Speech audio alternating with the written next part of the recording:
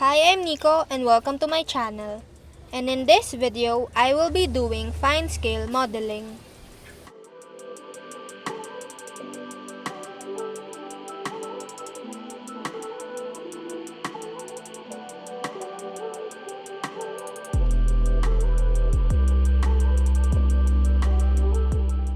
Today's video is gonna be a bit different than Gunpla, because today I'm sharing how I built and painted my first model car. So it's always been on my list to try a model car just to see how different it is from Gunpla. So for today's video, I will be building this 1:24 scale 1966 model from Tamiya, the Volkswagen 1300 Beetle. And I hope I pronounced that correctly. I decided to build this right after doing the Diorama commission, kind of as a refresher and a step away from Gunpla. And I found it very interesting build-wise, because unlike Gunpla or Bandai kits, building a car model is not as linear. You don't get to snap fit it because it doesn't snap fit. And you would have to build, then paint some parts, then build again, and vice versa. Unlike in Gunpla, where you build everything first before painting.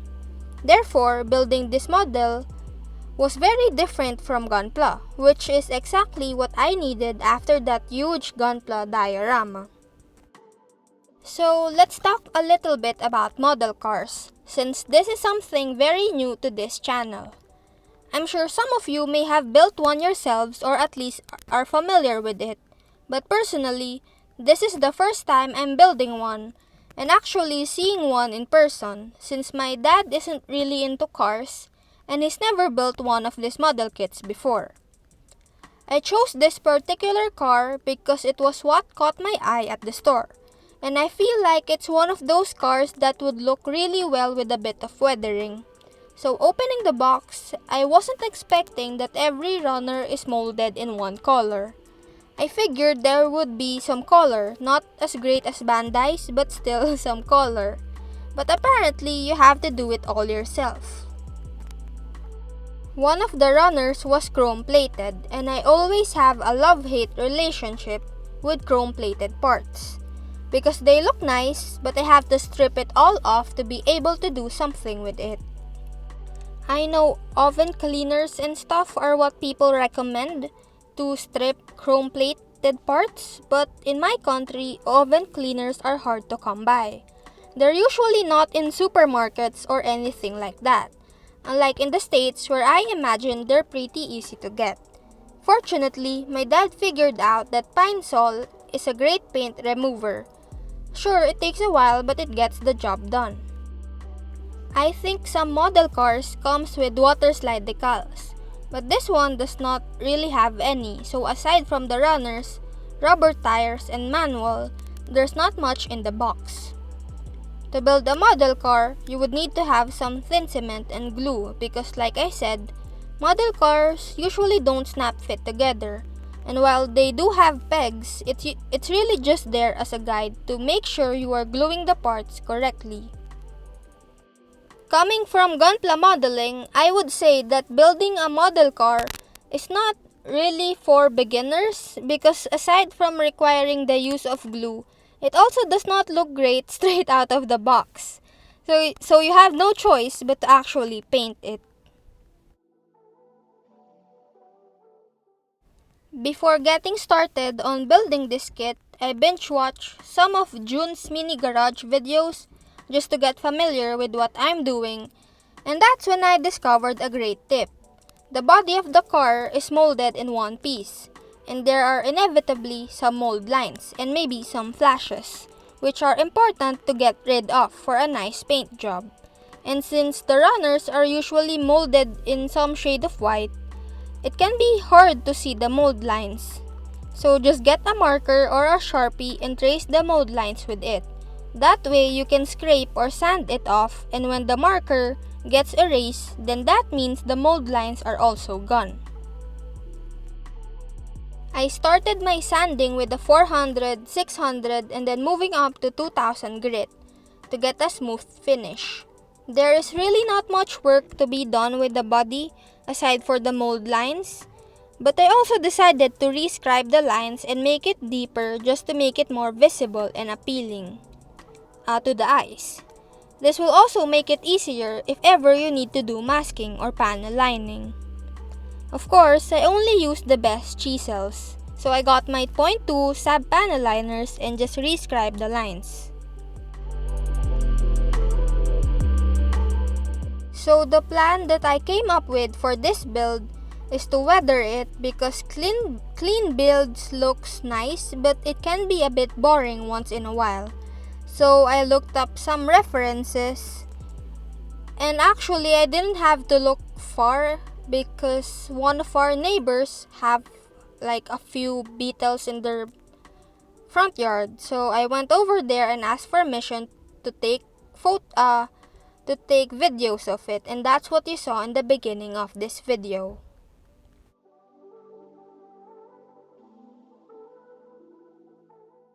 After I was done with cleaning up the body, I then primed it in Mecha Primer Black before going over it with SMS Infinite Color Oxide. This is the perfect color for a rust undercoat before varnishing and letting cure overnight.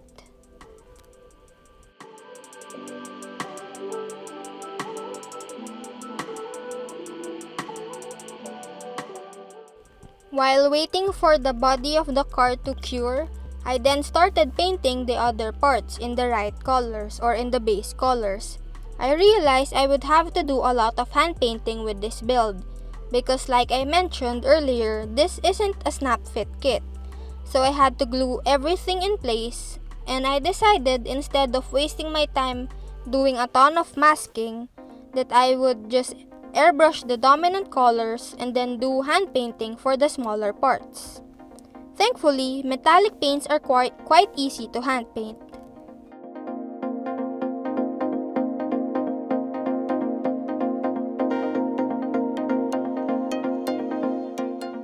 So back to the body of the car. Originally, the plan was to use chipping medium, but the problem with that is that it can be uncontrollable since you have to use water to remove it. So instead, I decided to use a liquid mask, which I can basically brush onto the body so I can copy the reference picture that I have. You cannot do a second layer when working with liquid mask, so make sure you applied it how you want it in the first try. It just takes a few minutes to dry, and so after that I airbrush some Model Air pale gray blue on top. This is kind of like the primer of the car. The liquid mask is really easy to work with. Just make sure that you do it in one try because if you do a second coat, it will come off, just like what you see in this clip. But it's fine. You can just put a thicker layer on top, but don't come back to it again. So right now, I'm just applying the liquid mask on the areas that I want to remain rusty. So basically, almost all of the edges and then a few areas here and there will be covered in the liquid mask. It's totally up to you how much rusty you want it to be, and you can always come back and add more liquid mask if you want to. And then as for the top part of the body, I decided that all of it will be rusty, so I'm just covering it up with some masking tape. As I mentioned earlier, I will be airbrushing Model Air pale gray blue on top. This is gonna be the primer of the car before I will do another layer of masking and then do the final base color. So after I was satisfied with the coverage of the pale gray blue, I let it dry with the blow dryer before doing another round of liquid masking. I'm not removing the previous layer of liquid masking to protect the rust undercoat, and instead I'm just adding a second layer to cover the gray areas before I airbrush on the main body color, which is gonna be an electric blue. So basically, what I'm doing is just applying the second layer of liquid masking around the previous layer and on a few areas here and there following my reference picture. The previous layer of masking is not getting affected by the second layer that I am adding simply because there's a layer of paint on top of it, so that acts as some sort of barrier between them. Essentially, what I'm doing is called multi-layered chipping, and I have a tutorial video about that I will link in the description below. After a few minutes, the liquid masking is dry, and so I airbrush Game Air Electric Blue on the body. Also, it's not necessary to varnish in between. I think that would just make it harder for the liquid masking to rub off, so I didn't do that. So liquid masking is quite easy to remove or take off. You simply can just use a rubber eraser or like a toothpick. I even saw someone use tweezers, but I do not recommend that. So right now, I'm just using, I think this is basically like a rubber brush or something, a silicone brush that I used to remove the masking. And then as for the top part, I basically just peeled off the masking tape. Oh, and by the way, you can use a masking tape to kind of like remove the liquid masking. And it worked really well actually. After I was done with the masking, I went ahead and did some hand painting. On the manual, it's actually indicated what specific color to use for each part, which is pretty awesome, but I did not really follow it too much and just left most of it in one solid color, mostly black, just because I'm too lazy to actually do it. Oh, and apparently, aluminum or chrome doesn't get rusty. So I can't really put any rust texture or washes on the aluminum parts. Instead, what I did was give it a yellow tint to make it look a bit weathered, which I think worked out great. And after hand painting the parts, I decided to put it all together before setting it aside to work on the diorama. As for the diorama, I kind of copied it off of my reference picture as well, but I added my own touch to it by adding some cracks and damages here and there, just so it's not too perfect. I thought of making a garage, but I figured I would need to buy some of the stuff that I would need since I can't possibly scratch build a wrench. So instead, I decided to just do kind of like a sidewalk, but not really a sidewalk. All I know is that there are probably some roads that looks like this. But if there isn't, then let's pretend this is from an alternate reality. Anyways, I did not use styrofoam for this build because I do not have the patience to clean up. So I got some blue foam and used those instead. It's so much easier to clean up, and I actually found a cheaper store where I could buy it from. So no more styrofoam for now. So I don't know if most of you know about this, but usually when I need to stick two pieces of foam together, I use a barbecue stick or any kind of stick to stick them together. It works really well alongside with some glue or hot glue gun or whatever glue you need. And you can actually carve it in the right shape you want if you use a barbecue stick to hold it together, to hold the foam in place.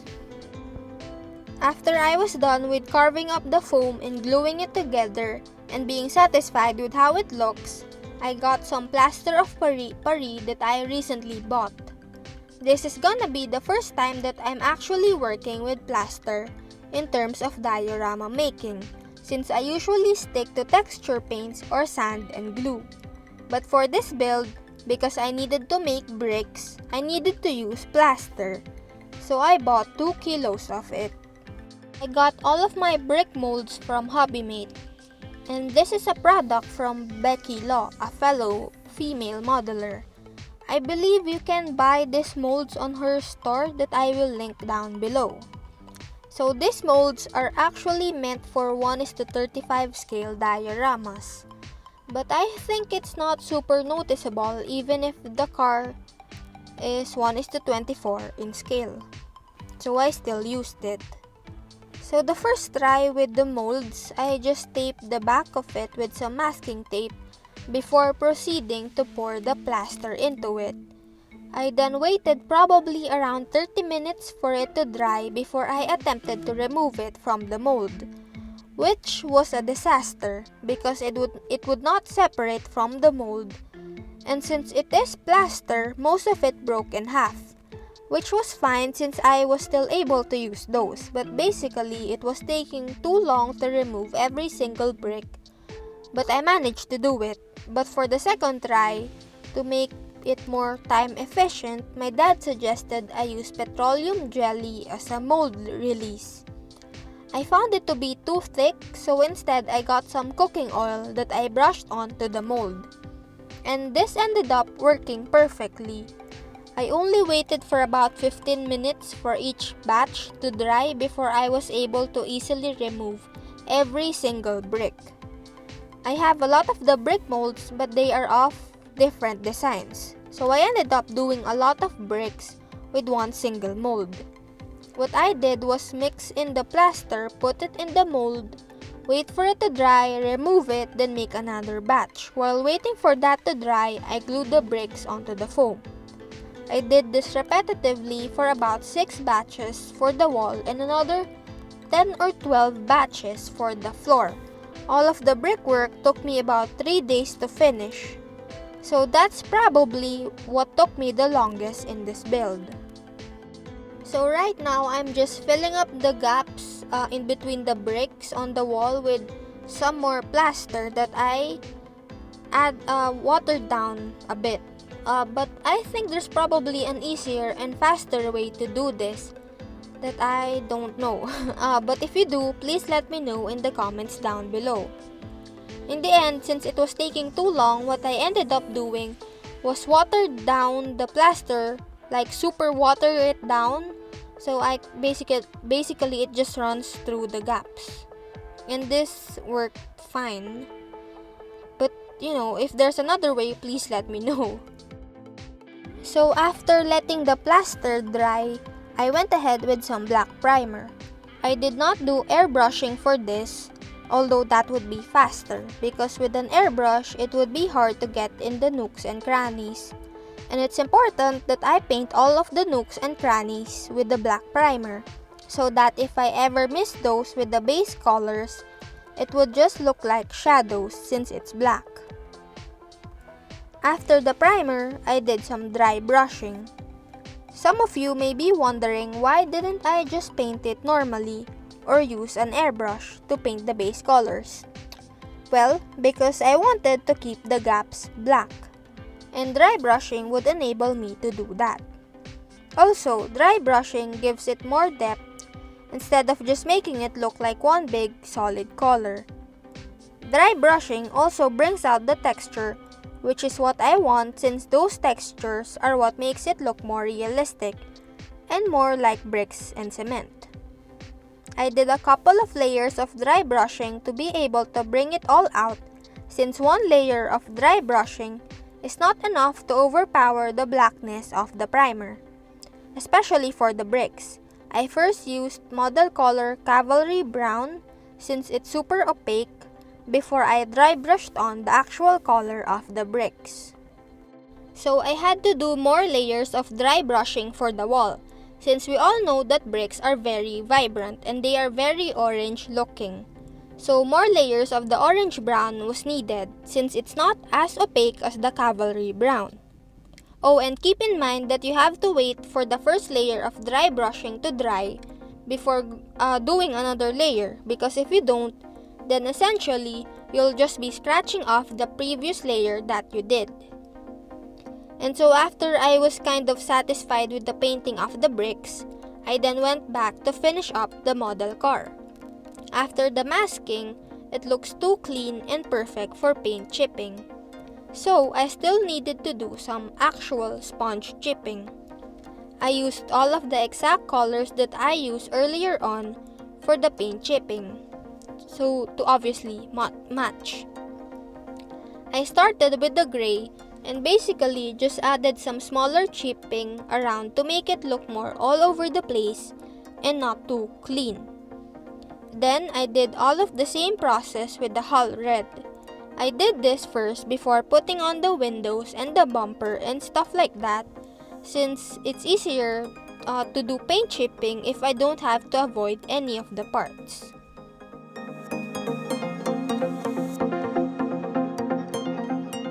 After around 30 minutes or maybe even an hour of sponge chipping, I was finally ready to do some oil painting or oil weathering. Oh, and if you would like to know more about oil weathering, I have a separate video about that, which I will link down below. So the reason why I'm using oil paints is because I'm not quite satisfied with the look of the bricks. And after watching some videos, I saw that bricks usually get discolored over time. So it's not like it's all just one solid color.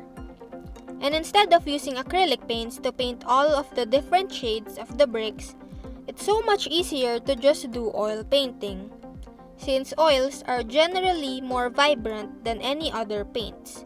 And even if they are vibrant, they are also very transparent. And there's basically no need to blend them since oil paints don't produce watermarks, or coffee marks if you will. So I got a couple of different shades of oranges and reds and some browns to paint the bricks. I also mixed a few of the paints together just so there's more shades that I can use on the bricks. And then aside from using oil painting on the bricks, I also used it to add some kind of dusty effect over the damages and the destroyed area of the road, because there's usually a lot of dust that gathers around those areas. I also got some bluish shade of something oil paint and painted it on the road just to give the illusion of a shadow coming from the car. I also covered the wheels and the windows of the car with some more of the dusty effect using a green-gray oil paint, and when it dries, it will dry in matte, and then it will look like actual dust on the windows. After painting all of the dusty effect and the shadow illusion effect, I got some orange oil paint again to paint some fresh rust or rust juice around some key areas of the car. I'm only applying a little bit of the rust juice and just on some key areas of the car because I don't want everything to look too orange looking. So right now I'm just adding a little bit of oil painting all over the car and just doing some finishing touches with the oil painting before I seal it off with a matte varnish or a satin varnish. I'm also adding some burnt umber oil paint around some of the crevices here just to give it more depth and make it pop out more. So after sealing off the oil painting with the satin varnish, it's finally time to add some tufts. So adding tufts is basically the second to the last step before I'm officially done with this build. And it's always really fun to add tufts because it makes the diorama look more real and more natural, more organic. So I'm just adding some tufts here and there to give the diorama more life. But I don't want to add too much since this is still a road and there's not much place for grass to grow on. So what I'm doing now is basically just a few of the finishing touches before I'm officially done. And now I will stop talking and just let you enjoy the video.